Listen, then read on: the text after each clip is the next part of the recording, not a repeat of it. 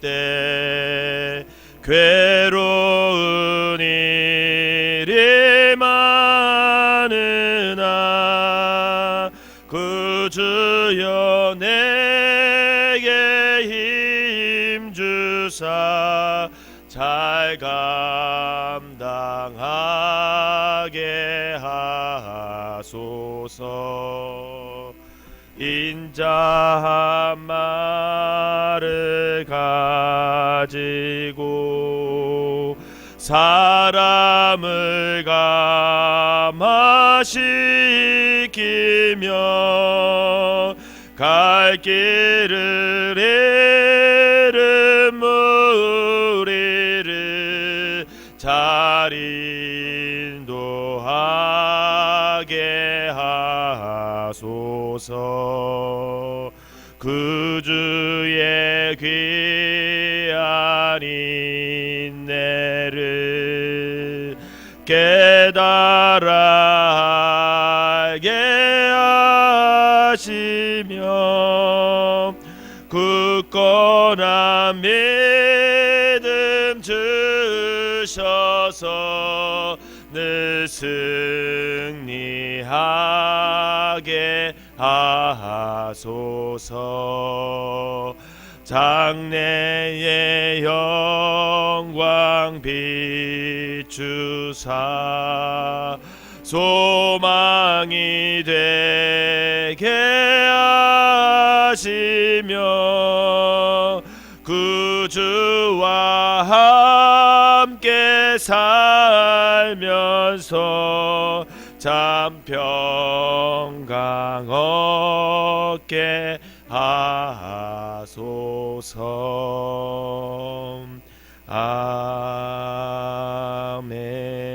아멘. 사도신경으로 신앙 고백 드리도록 하겠습니다.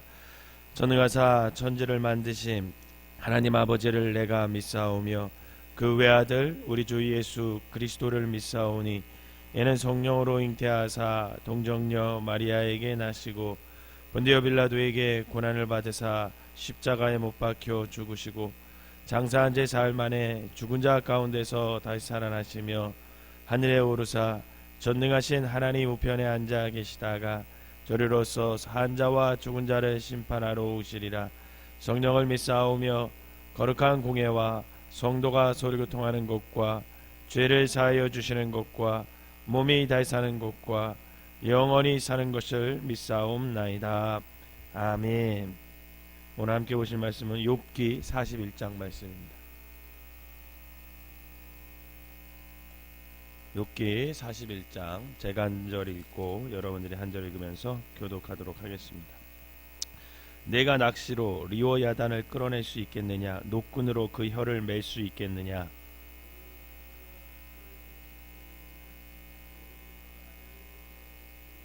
그것이 어찌 내게 계속하여 간청하겠느냐? 부드럽게 내게 말하겠느냐?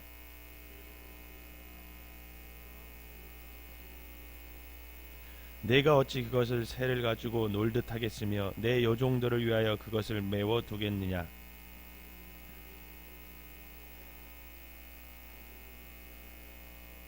내가 능히 많은 창으로 그 가죽을 찌르거나 작사를 그 머리에 꽂을 수 있겠느냐? 참으로 잡으려는 그의 희망은 헛된 것이니라. 그것의 모습을 보기만 해도 그는 기가 꺾이리라.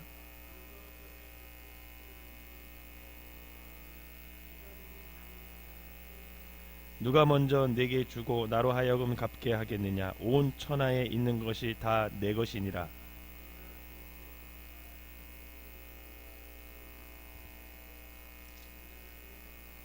누가 그것의 겉가죽을 벗기겠으며 그것에게 겹재가를 물릴 수 있겠느냐?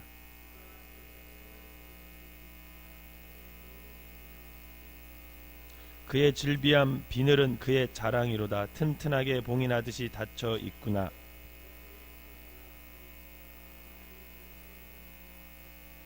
서로 이어져 붙었으니 능히 나눌 수도 없구나.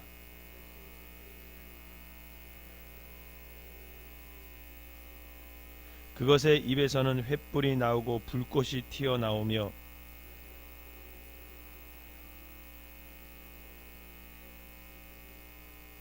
그의 입김은 숯불을 지피며 그의 입은 불길을 뿜는구나.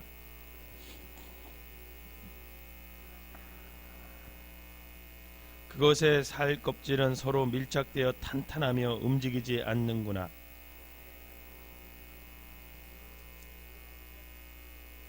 그것이 일어나면 용사라도 두려워하며 달아나리라.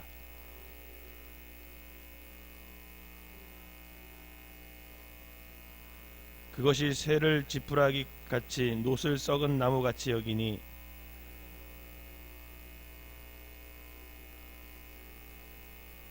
그것은 몽둥이도 지푸라기 같이 여기고 창이 날아오는 소리를 우습게 여기며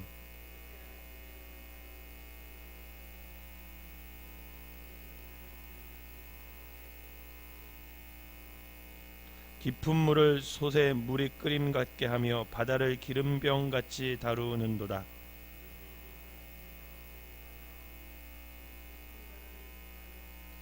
세상에는 그것과 비할 것이 없으니 그것은 두려움이 없는 것으로 지음받았구나.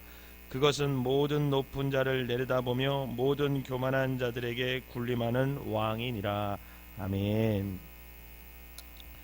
이 새벽에도 하나님의 은혜가 여러분들과 함께 하시기를 주님의 이름으로 축원합니다. 욥기가 이제 거의 끝나가고 있습니다.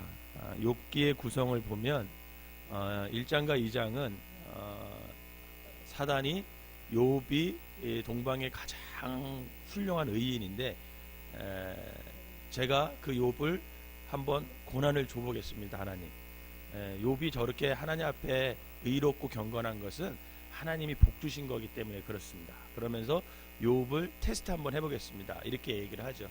그래서 하나님께서 그래 한번 해봐라. 아주 그냥 욥을 하나님이 철저히 믿고 있는 거죠. 욥 정도면 너희들 악한 내 마귀가 꼬셔도 욥은 넘어가지 않을 것이다. 그러면서 욥을 내주죠. 그게 이제 1장 2장에 있는 내용이에요. 그래서 거기서 잘 통과하는데 그럼에도 불구하고 고난이 안 끝나요. 그러니까 3장에서는 욥이 자신이 태어난 것을 저주하죠. 저주하면서 막 한탄하고 막 그래요. 그러면서 이제 4장부터 이제 31장까지는 그 욥의 새 친구들이 등장을 합니다. 그러면서 욥이 고난받는 것을 위로해 주러 왔지만 사실 그 위로가 아니었고 그 31장까지의 새 친구들과의 대화 속에서 욥은 서로 그냥 깊은 상처를 받죠. 그러면서 나는 이 고난과 이 어려움을 받을 만한 일을 하지 않았다. 그런 변론을 새 친구가 계속 끊임없이 합니다. 그러다가 이제 32장부터 37장까지는 또 새로운 인물이 하나 나타나죠. 그게 엘리후라는 사람입니다. 그래서 그 엘리후가 그 새 친구와 욥이 그 서로 논쟁하는 걸 그냥 계속 옆에서 보고 있다가 둘 다 비판을 해요. 새 친구는 이것이 잘못이고 욥 너는 이것이 잘못이고 이 고난의 의미는 이것이고 하고 또 자기 주장을 막 내세웁니다. 그리고 나서 이제 38장부터 오늘 41장까지 누가 등장하시냐면 하나님이 드디어 등장을 해요. 그렇게 침묵하고 계시던 하나님이 등장을 하죠. 그래서 이제 욥에게 그동안 이제 욥이 당한 고난에 대해서 또 욥이 그 고난 과정 속에서 나타난 반응을 하나님께서 정리해 줘요. 그러면서 이야기하고 마지막 이제 42장은 욥이 그 하나님께서 말씀하신 걸 다 듣고 나니까 할 말이 있어요, 없어요? 없죠. 회개밖에 할 게 없어요. 그래서 회개를 하고 다시 욥을 회복시키는 그런 것이 이제 욥의 총 구성이라고 할 수 있습니다. 그런데 이제 38장부터 이제 하나님께서 하신 말씀을 이렇게 살펴보면 피조물인 인간은 이 하나님께서 지으신 창조의 세계에 대해서 완벽하게 알 수 없다라는 거예요. 그것을 얘기하세요. 자연의 어떤 이치, 자연의 현상, 동물들의 어떤 움직임, 그것이 살아가는 모습 이런 것들을 계속 하나님이 말씀하시면서 피조물에 대해서 자연세계의 피조물에 대해서 얘기하면서 너가 이 창조세계의 피조물의 어떤 창조세계의 움직임도 알지 못하면서 하물며 그 세계를 만드신 하나님을 너가 어떻게 이해할 수 있겠냐는 그것을 얘기해요. 즉 하나님께서 지으신 창조세계를 이해하지 못하는 인간이 어떻게 창조주 하나님을 너가 이해할 수 있겠느냐. 자연의 이치조차도 제대로 깨닫지 못하는 연약하고 무능한 인간이 어떻게 오묘하신 그 하나님의 뜻과 하나님의 섭리를 어떻게 완벽하게 이해할 수 있겠느냐 이렇게 얘기를 합니다. 이처럼 38장부터 41장까지 나오는 그 하나님의 질문, 그 하나님의 말씀 앞에서 욥뿐만 아니라 인간은 한없이 연약한 존재이구나, 그것을 깨닫게 되는 거죠. 비록 욥이 그의 세 친구들로부터 과도한 책망을 받음으로 큰 고통은 있었지만 결국 욥도 연약하고 한계성을 지닌 인간이기 때문에 만약에 그 욥의 세 친구들의 책망에 대해서 어느 정도 인정했더라면 어쩌면 더 좋은 결과와 더 좋은 교훈을 얻어낼 수 있었을 것입니다. 왜냐하면 하나님께서 욥을 책망하실 때 욥기 40장 8절에 보면 네가 내 공의를 부인하려 하느냐, 내 의를 세우려고 나를 악하다 하겠느냐, 이렇게 되물어 보시거든요. 이 말씀을 생각해 보면 욥의 지나친 그 자신의 의로움에 대한 변호가 오히려 하나님의 절대적인 권능을 평가절하하는 모습으로 나타났다라는 거야. 물론 욥이 그렇게 의도한 것은 아니에요. 욥이 친구들의 공격에 대한 자기를 변호를 하다 보니까 어쩔 수 없이 하나님을 의도적으로 불신하거나 비방하는 모습이 나타난 것뿐이죠. 하지만 자기 변호와 자기 논리를 너무 강하게 전개하다 보니까 결국은 하나님의 공의로움과 하나님의 그 크신 능력이 강조되지 못하고 퇴색되고 말았다라는 겁니다. 그래서 하나님께서 욥을 깨우쳐 주시려고 오늘 38장부터 하나님이 직접 등장을 하시는 거예요. 근데 그것도 조용히 등장하지 않아요. 보면 하나님께서 폭풍우 가운데 나타나신다. 폭풍우 가운데 나타나셔서 욥에게 말씀을 하시고 욥을 책망하십니다. 여러분, 인간은요, 자연세계가 이렇게 평안할 때는 자연의 오묘함을 잊을 때가 많아요. 여러분, 그동안 눈 안 왔을 때 눈 조금만 와가지고 눈에 이렇게 눈이 나무에 막 이렇게 조금 앉아서 이렇게 아름다운 경치를 봤을 때는 어떤 생각 들었어요? 아, 너무 아름답다 막 이랬잖아요. 근데 요번에 저 남쪽에 제주도 비롯해가지고 눈 엄청 왔잖아요. 그래서 막 제주도 공항이 마비되고 난리가 났잖아요. 그때 어떤 생각을 해? 아름답다 이런 생각합니까? 눈이? 아니죠. 두렵다라는 생각이 들죠. 비행기도 못 뜨잖아요. 오도가도 못 하잖아요. 인간은 자연세계가 평온할 때는요, 그 자연의 오묘함을 잊을 때가 너무 많아요. 또한 자연을 지으시고 그 자연을 움직이시는 분이 우리 하나님이다, 절대적인 하나님의 손 안에 있다, 이것을 놓쳐버릴 때가 너무나 많이 있어요. 그러나 인간은 막 태풍이 불고 눈이 많이 오고 화산과 지진 등과 같은 이 자연의 큰 변화가 일어나잖아요. 그러면 두려움을 느끼는 동시에 자연의 힘을 마음대로 막을 수 없음에 인간의 한계성을 느끼게 된다는 거죠. 근데 그때 중요한 점은 뭐냐면 인간이 그 자연의 힘을 두려워할 것이 아니라 그 자연을 움직이는 그 보이지 않는 하나님을 어떻게 해야 돼요? 더 두려워해야 되는 거죠. 오늘 41장은요, 하나님께서 욥에게 하신 말씀 중에 마지막 장인데 여기에서 우리에게 어떤 하나의 존재에 대해 언급합니다. 앞장들에 보면 38장과 39장 40장에서는 다른 점이 있다면 이 자연의 어떤 동물들을 막 묘사할 때 짧게 이렇게 묘사하면서 나가지만 여기서는 이 한 장을 다 할애할 정도로 많은 분량을 이 존재와 연관지어서 언급하세요. 여러분, 그 존재의 이름이 뭐예요? 읽으셨잖아요. 리워야단이라고. 리워야단. 옛날 개역 성경에는 뭐라고 번역했어요? 악어라고 번역했어요. 악어라고 번역했는데 악어라고 번역해놨더니 이게 악어하고는 너무 다른 거야. 그래서 그대로 이 단어를 사용해야겠다. 그래서 성경을 개역개정으로 바꾸면서 리워야단 이렇게 그대로 이렇게 번역을 음력을 해놨어요. 여러분, 리워야단 쭉 읽어보면 어떤 동물이 연상돼요? 상상이 가세요? 이 동물이? 저는 이 본문을 읽으면서 고래인가 하다가도 보면 입에서 불을 뿜는다 그러고, 그래? 그러면 그 우리가 상상하는 용인가? 이런 생각도 들고 별 생각이 다 들더라고요. 리워야단은요, 성경에 몇 번 등장할까요? 5번 등장해요. 5번. 그런데 아까도 제가 말씀드렸지만 개역개정 성경 이전에 번역된 개역 성경에는 리워야단을 악어로 번역했어요. 그냥 악어로. 그런데 악어로 번역한 것보다는 리워야단이라는 그 고유명사로 두는 게 더 좋은 것 같아요. 저도 제 생각에도 이 리워야단이 무엇인가에 대해서는 많은 논쟁이 있어요. 그냥 상상만 하면 되는데 꼭 이런 거 가지고 싸우는 학자들이 있어요. 이게 이런 것일 것이다, 이런 것일 것이다. 여러 가지로 보고 있는데 어떤 사람은 악어다, 뱀이다, 뭐 공룡이다 이렇게 얘기를, 지금 사라진 공룡이다 이렇게 말하는 사람도 있어요. 근데 또 어떤 사람들은 이것은 현존했다가 어떤 자연 세계의 변화로 인해서 멸종됐다, 뭐 이런 사람도 있고, 또 가상의 동물이다, 어떤 신화적인 존재다 이렇게 얘기하는 사람도 있어요.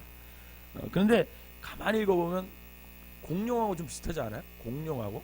그래서 공룡이 있다가 어떤 자연의 변화에 따라 사라졌다는 그게 그 학설도, 그런 학설도 있는데, 어쨌든 뭐 이 개역 성경이 악어로 번역했는데 그것은 41장에 묘사되는 내용들 중에 악어로 추론한 부분이 있기는 하지만 거기다 또 이렇게 맞추기는 너무 뭐 이렇게 어거지 같은 그런 것도 있어요.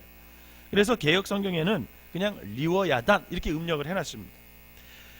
여기서 리워야단이 뭐 실존의 동물인지, 아니면 실존했던 동물이었으나 현재는 존재하지 않던 동물이든지, 아니면 현실 세계에 볼 수 없는 가산적인 동물인지는, 아니면 뭐 비유를 하기 위해서 갖고 온 동물, 신화적인 동물이든지 간에, 여러분 중요한 것은 왜 이 리워야단을 하나님께서 이 한 장을 다 그냥 할애할 정도로 얘기하면서 요백에 이렇게 가르쳤을까요?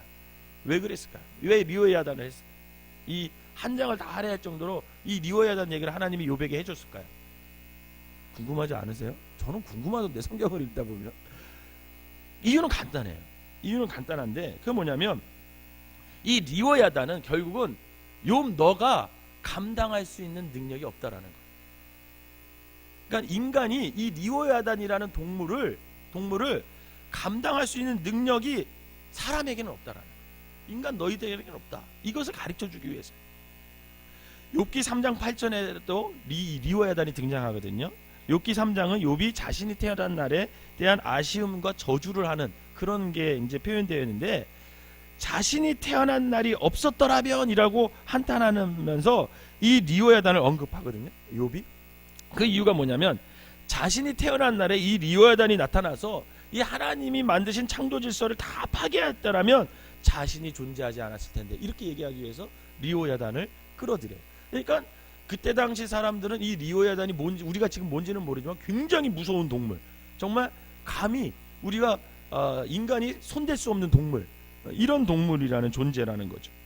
또 시편 74편 14절에 보면 리워야단이 또 등장하는데, 이 리워야단은 시편 74편 13절에 용과 함께 등장해요. 용.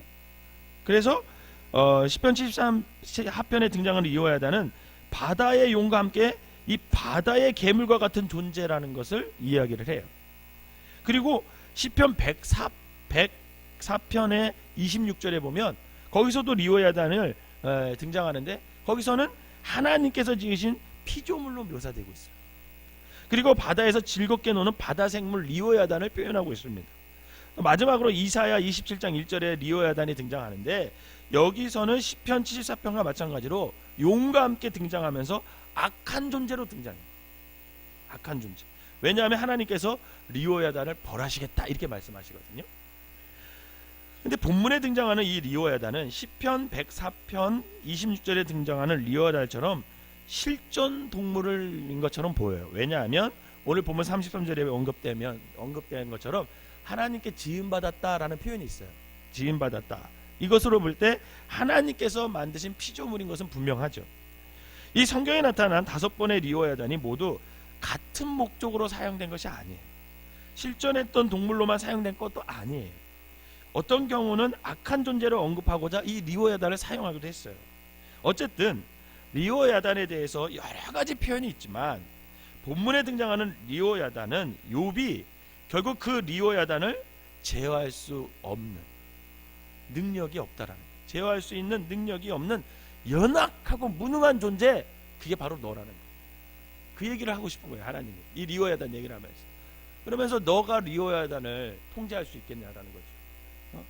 거기다 코골이를 걸어서 네가 그걸 다룰 수 있겠냐라는, 없다라는 거죠. 결국 하나님께서 말씀하시고자 것 중 가장 중요한 것은 너는 그렇게 무능한 존재라는 거예요. 인간은 연약한 존재라는 거예요. 그 리오야단, 내가 만든 그 리오야단도 하나 통제하지 못하는 연약한 존재가 바로 너다, 이렇게 얘기하고 싶은 거예요. 그러면서 온 천하 만물을 지으시고 소유하시고 다스리시는 분이 누구냐? 바로 하나님이라는 것을 말씀하시고자 하는 거예요. 11절 한번 읽어보세요. 오늘 본문 여러분 41장 11절 시작. 누가 먼저 내게 주고 나로 하여금 갚게 하겠느냐? 온 천하에 있는 것이 다 내 것이니라. 온 천하에 있는 그 리오야단까지도 내 거라는 거예요. 하나님 거라는 거. 이렇게 온 천하를 주관하는 하나님 앞에 어느 누가 감히 그분 앞에 바로 설 수 있겠냐?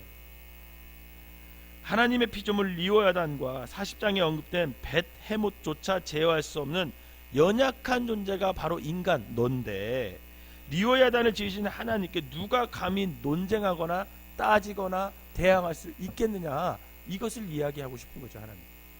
여러분 10절 한번 읽어보세요. 10절 시작. 아무도 그것을 격동시킬 만큼 담대하지 못하거든 누가 내게 감히 대항할 수 있겠느냐? 여러분 이게 하나님의 우리에게 하시는 말씀입니다. 사랑하는 성도 여러분, 우리 인간은 아무리 많이 배우고요, 아무리 많이 수련하고요, 아무리 많은 경험하고 수많은 날들을 살았더라도 하나님 앞에서는 마치 우주의 좁쌀만한 그런 가치밖에 안 된다라는 거예요. 그런데도 하나님을 잘 안다고 서로 논쟁하고 잘난 체 하는 것이 과연 너 옳은 일이냐? 이렇게 물어보는 거예요. 그뿐 아닙니다. 자신의 존재의 어떤 기원, 자신이 어떻게 성장하는지, 그리고 정말 이런 것조차도 모르면서 어떻게 자신을 지으시고 중환하시는 하나님을 내가 다 안다, 잘 안다 하면서 서로 니네가 논쟁할 수 있냐는, 그건 교만이라는 거죠. 교만. 저와 여러분 중에 여러분 우리 몸 안에 있는 세포수 DNA 그 배열을 완전히 분석해낼 수 있는 사람이 누가 있어요? 황 박사도 못하잖아. 못한다라는 거예요. 또한 우리의 마음이라도 제대로 파악하고 조절할 수 있는 사람이 누가 있습니까? 시도 때도 없이 변하는 게 우리 마음이잖아요. 여러분들의 마음을 다 조절할 수 있어요? 여러분 조절할 수 없어요. 책을 좀 많이 읽었다고 많이 배웠다고 해서 과연 우리가 잘난 체 할 수 있을까? 그럼 없다라는 겁니다. 여러분 고린도전서 1장 25절에 보면 이런 말씀이 있어요. 하나님의 어리석음이 사람보다 지혜롭고 하나님의 약하심이 사람보다 강하다. 여러분 하나님이 어리석으세요? 어리석지 않으세요. 그분은 어리석지 않아요. 근데 비유하면서 이렇게 쓴 게 인간이 얼마나 지혜롭지 못하냐, 그것을 얘기하려고 뭐라고 얘기하냐면 하나님의 어리석음이 사람보다 지혜롭대. 사랑하는 성도 여러분, 그래서 나 자신을 아는 게 중요해요. 나 자신을 아는 게. 그러면 나 자신을 어떻게 잘할 수 있을까? 여러분 나 자신을 어떻게 잘할 수 있을까요? 여러분 나를 알려면요 인간을 연구하는 게 아니에요. 사람들은 사람을 알려고 사람을 연구하거든요. 근데 그거 틀린 거예요. 여러분 나를 알려면요 인간을 연구할 것이 아니라 하나님을 알아야 함을 믿으시기를 바랍니다. 우리가 하나님을 알잖아요. 하나님을 깨닫잖아요. 그러면 나를 알 수가 있어요. 우리가 하나님을 모르니까 까부는 거죠. 하나님을 모르니까 잘났다고 자랑하는 거예요. 그런데 우리가 하나님을 잘 알잖아요. 그러면 하나님 앞에 우리는 너무나 연약한 존재, 죄인이죠. 두렵죠. 어떻게 우리가 감히 얼굴을 두고 하나님 앞에 설 수 있겠습니까? 여러분 그럴 수 없어요. 하나님을 만나는 순간 우리는 다 무너지잖아요. 여러분 그런 체험했잖아요. 성령 체험에서 하나님을 딱 만나는 순간 어떻게 돼요? 내 죄가 다 보이잖아요. 그 죄를 하나님 앞에 다 토로하잖아요. 우리는 하나님 앞에 설 수 없는 그런 존재가 되는 거죠. 그러므로 저와 여러분들이 살아계신 하나님을 경험하고 그분과 늘 함께 그분과 교통하지 않으면 여러분 결국 인간은 늘 교만에 빠지게 되고 심한 경우는 자신이 하나님이라고 얘기하는 사람까지 나타난다라는 거예요. 그러므로 우리가 늘 하나님을 생각하고 하나님의 뜻을 깨달으면서 살아야 돼. 여러분 그것을 내면 가장 좋은 게 뭔지 아십니까? 제가 목사로서 얘기하는 것이 아니라 그러려면 가장 좋은 것이 늘 성경 말씀을 가까이 해야 되고 그 성경 말씀을 통해서 우리가 하나님 앞에 기도하며 나가야지 우리가 하나님을 알 수 있는 거예요. 그러면 겸손해질 수 있어요. 그런데 신앙생활 하면서 성경 말씀을 가까이 하지 않아, 하나님 앞에 기도하지 않아, 그러면 결국 우리는 교만해지고 내가 알고 있는 이만큼 많은 그 하나님이 전부인 양 많은 사람들에게 떠벌리고 살 때가 얼마나 많은지 모릅니다. 사랑하는 성도 여러분, 2016년에는 여러분들이 하나님의 말씀을 더 가까이 하시기를 바랍니다. 하나님께 더 나아서 그 말씀을 붙들고 기도하시기를 바랍니다. 그렇게 자꾸만 하나님을 알아갈 때 우리는 겸손해질 수 있고 우리의 자신을 알고 하나님 앞에 겸손히 설 수 있는 거예요. 바라기는 우리 모두 오늘 하루도 그 절대 주권자 되시는 하나님을 바라보면서 주님의 말씀을 늘 가까이 하여 주야로 묵상하면서 그분 앞에 겸손히 살아가는 귀한 한날이 되시기를 주님의 이름으로 축원합니다. 기도하겠습니다. 절대 주권자 되신 하나님 아버지 감사합니다. 저희들의 인생을 주관하시고 이끌어 주심에 감사를 드립니다.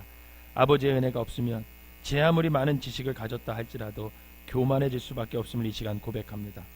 하나님 아버지의 은혜와 하나님의 계신 성경이 없었다면 하나님을 알아갈 수조차도 없었을 터인데 아버지 하나님, 저희들은 아버지 하나님 무지함으로 말씀을 가까이 하지 않고 그 말씀을 붙잡고 기도하지도 않을 때가 얼마나 많은지 모릅니다. 하나님께서 주신 아버지 성경 말씀을 통해 하나님 아버지를 더욱 알아가서 아버지 하나님 앞에 겸손히 설 수 있는 아버지 믿음의 사람들 될 수 있도록 인도하여 주시옵소서. 하나님을 안다고 자랑할 것이 아니라 날마다 하나님 앞에 엎드려 기도하면서 하나님을 깊이 알아갈 수 있는 존재들이 되어서 아버지 하나님 그 깨달음으로 늘 하나님 앞에 겸손히 연약함을 인정하고 하나님의 도우심 속에서만 살아갈 수 있는 믿음의 사람들 되게 하여 주시옵소서. 그래서 2016년에는 내 의지, 내 경험, 내 가치관으로 살아가는 것이 아니라 하나님의 말씀으로 아버지 하나님이 인도하시는 대로 성령님께서 이끄시는 대로만 순종하며 나아갈 수 있는 믿음의 사람들 되게 하여 주시옵소서. 오늘 귀한 예물을 드린 손길 하나님께서 축복하시고 특별히 오늘부터 어린이들 성경학교를 하는데 하나님께서 함께하여 주셔서 준비하시는 목사님과 전도사님들 아버지의 능력 주시고 아버지 성령의 역사가 일어나서 또 안전하게 하여 주셔서 은혜로운 성경학교 될 수 있도록 축복하여 주시옵소서. 감사드리며 예수님의 이름으로 기도하옵나이다. 아멘.